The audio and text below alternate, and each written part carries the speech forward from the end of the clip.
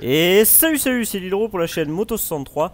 Aujourd'hui on se retrouve pour un tuto méca démontage d'un moteur de KTM. Alors là c'est un moteur de KTM de 2003 à 2008. Il faut savoir que pour KTM c'est relativement similaire, que ce soit les pas inversés etc, tout au long du démontage. Vous retrouverez beaucoup de similitudes avec un moteur récent, que ce soit de 2008 jusqu'à 2012 ou bien les 2017 etc. Dans cette vidéo vous verrez pas mon visage parce que ça date du temps où j'avais mon casque et que je parlais avec le casque. Mais cette vidéo elle était tellement intéressante qu'il fallait quand même que je vous la sorte.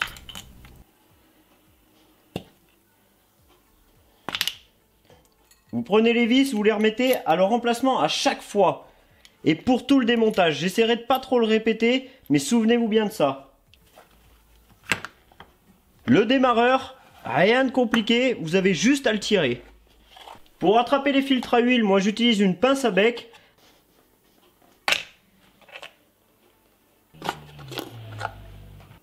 Donc là on se trouve au niveau du couve-culasse. Alors j'ai un petit truc à vous dire par rapport à cette trappe. Alors cette petite trappe c'est celle où on règle les soupapes. Cette petite trappe il y a une modification à faire. Cette petite barrette que vous voyez ici, il faut l'allimer, qu'elle ne soit plus existante.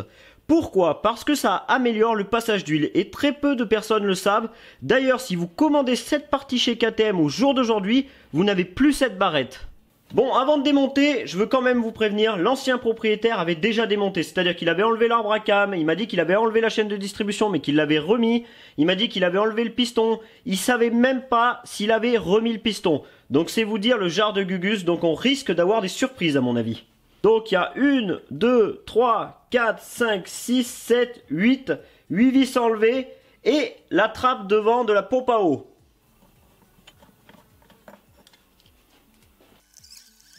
Bon, déjà l'histoire elle s'annonce mal parce que ici normalement il devrait se trouver la pompe à eau et je vois qu'il y a le roulement et c'est pas du tout comme ça que ça devrait se trouver, mais de toute façon en démontant on comprendra ce qui se passe. Donc allez, on démontre le couve-culasse. Rien que de visuel, je commence à voir le désastre.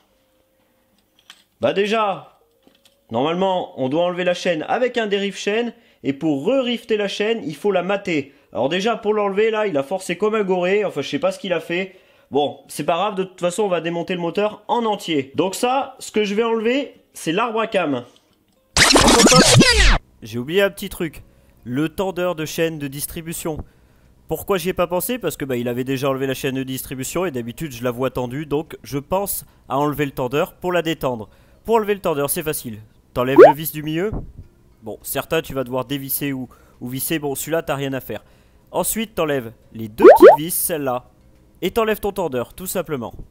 Donc normalement, l'arbre à cam, il y a la chaîne qui vient par-dessus.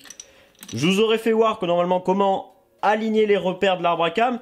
Mais ça sert à rien parce que la chaîne de distribution est déjà enlevée. Sur votre arbre à cam, pensez bien à vérifier les roulements. Donc je vous ferai voir après plus tard comment on fait pour vérifier les roulements. Donc déjà je vois qu'il y en a un qui est mort. Donc là vous avez 4 vis. 2 à l'intérieur, 2 à l'extérieur. C'est très facile.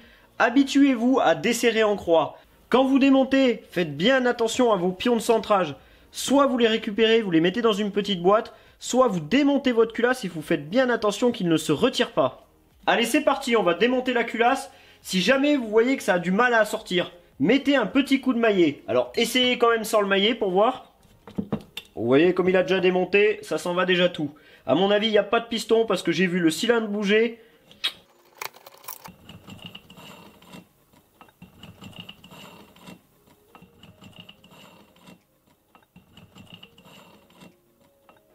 Donc oui effectivement il n'y a pas de piston et ça sent les dégâts.